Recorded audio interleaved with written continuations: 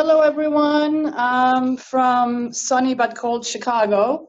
I am Isabel Papulias, VP of Marketing at Mediafly, and we are hosting our webinar from the Mediafly offices today, joined by our partner, Mario. A few housekeeping items before we start, and thank you again for all those of you who registered today.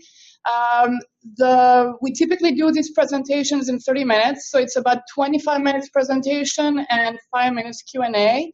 Sometimes we go a little bit over, so for those of you that would like to stay longer, if we do have more questions, we'll be glad to stay on longer than the 30 minutes allocated.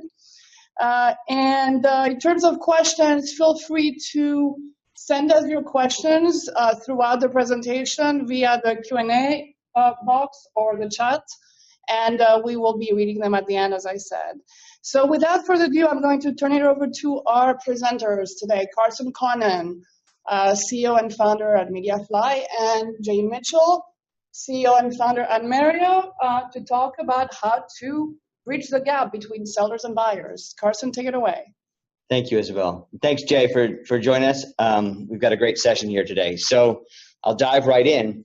What we're here today to talk about is the growing gap between buyers and sellers, and specifically around the value that buyers are expecting, which is different from the objectives and desires that sellers are trying to achieve in meetings, which is creating this complexity.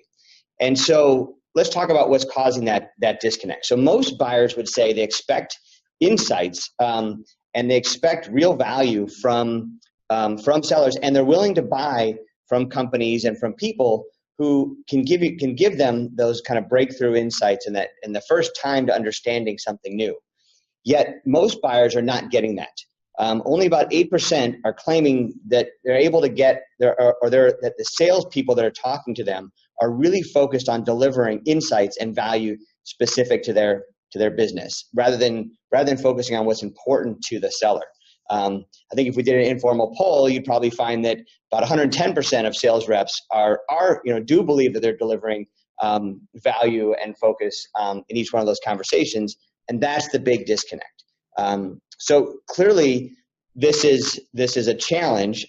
These are some great stats here from Forrester, which really kind of exemplify this. But it's also a huge opportunity for companies and for sellers if you can figure out how to bridge that gap, because your competition is most likely not, as you're seeing here. And so what Mario and Mediafly are going to walk you through today is really how can you be 100% instead of 8% in terms of the value that your buyers feel like they're getting from your sellers. So the first thing here is to understand that in every sales interaction and every sales process, there's a moment of truth. It's that point in every sales meeting when you understand what's important to the buyer, and if you can deliver insight, if you can deliver value in that moment, that's when you can get to what we call an aha moment. And that's what we're striving for with everything we're talking about today. To use kind of a dated metaphor, or soon to be dated metaphor, thanks to companies like Tesla, I'm going to talk about a racing car here. And so, I like to think of every sale like a race car. It's a complex set of things coming together to do something great. And so if you think about the driver as your sales rep, think about the engine as your marketing, maybe the gas as your product. Within the motor, deep down inside there's a little spark plug. And on the top of that spark plug, there's a little bitty gap.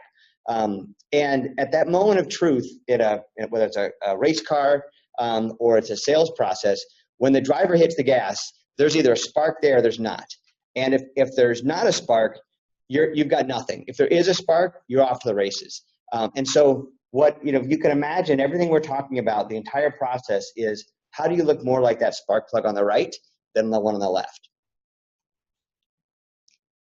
So you're going to hear us talking about a couple different things today. What's really important is to understand that there's components of this process that are related to three major areas: the marketing teams, the sales teams, and technology. And all three of those things need to come together with the customer in the middle.